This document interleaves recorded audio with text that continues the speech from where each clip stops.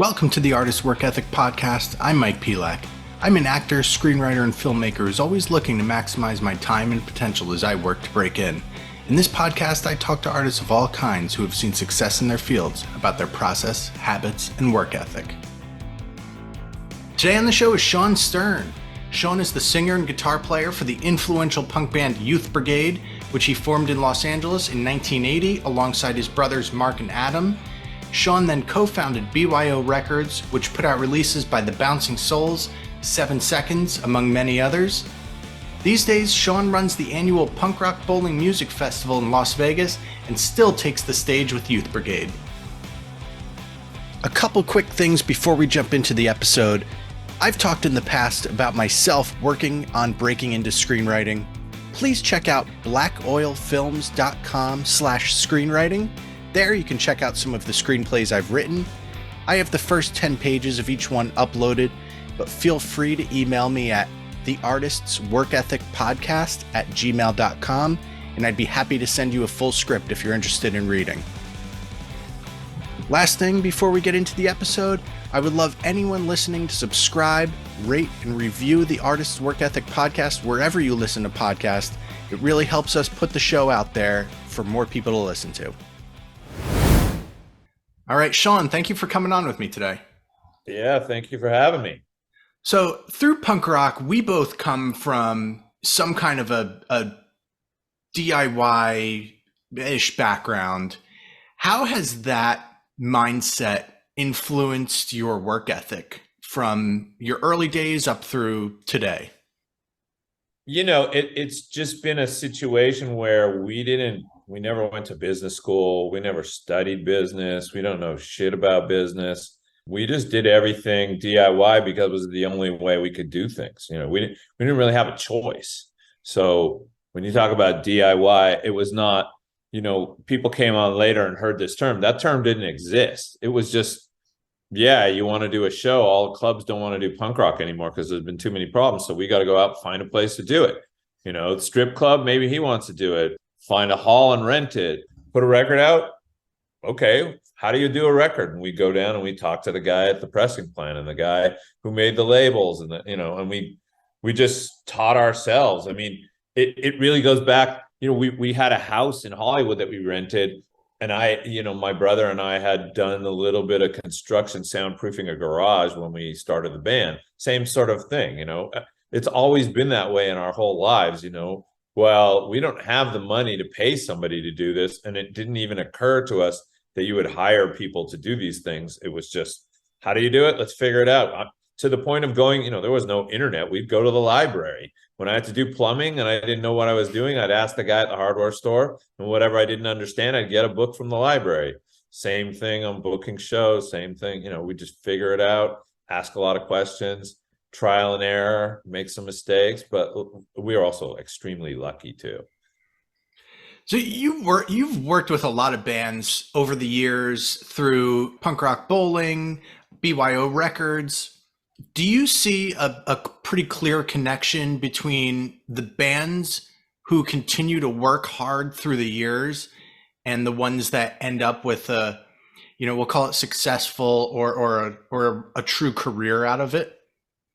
Yeah, as far as the punk bands go, yes, definitely. I mean, that I would tell bands when the label was back up and running in the 90s through the last, 25 years until the last 8 to 10 years, we'd pretty much not been doing much. But I would always tell bands, look, when I was making a pitch to them that why they should sign with us, I'd say, look, I can't tell you you're going to sell 1 million records and make millions of dollars, but what I can show you is how, if you're willing to work, you can earn a living playing music and doing something you love. It will be a lot of work, you know, and most bands are all, yeah, sure.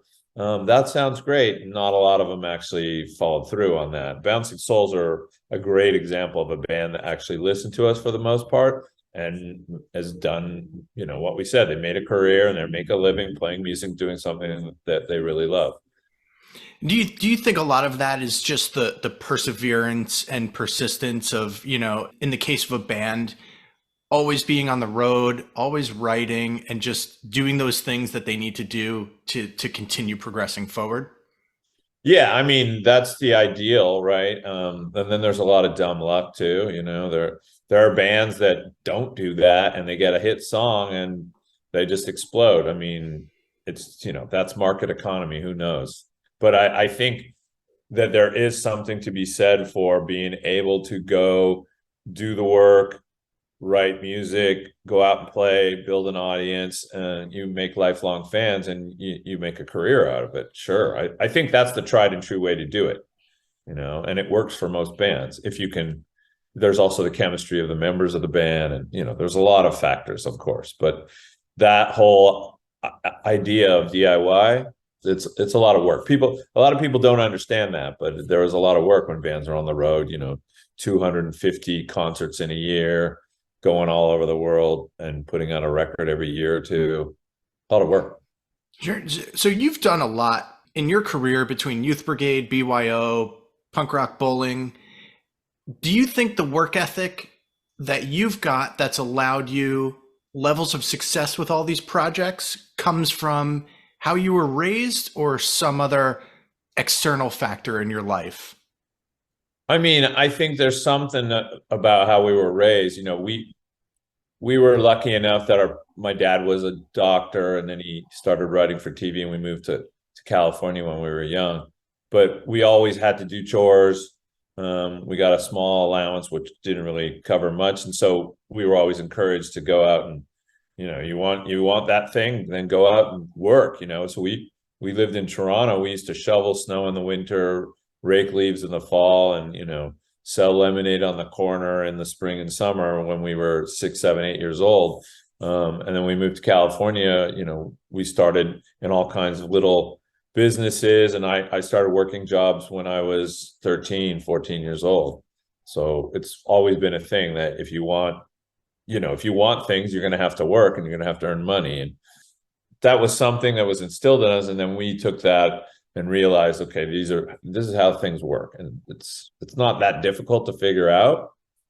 So if you're working from when you're a teenager, you understand, hey, I really don't want to have to spend my life working these shit jobs. So if there's a way that I can avoid this, I'd like to do that. And music came up, and promoting shows and music and starting a record label, all these things, they just sort of fell in our lap. And even in the times in between when we took some time off and I worked some other jobs, I realized I don't want to work for, if I'm lucky enough and have something that people are interested in, that I don't have to work for someone else doing something that I'm not happy doing.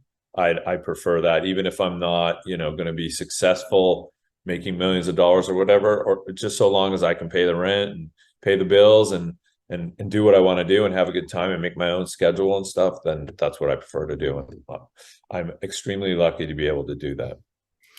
So how are you these days structuring your day to day to balance, what you've got going on professionally and just balancing that with the rest of your life?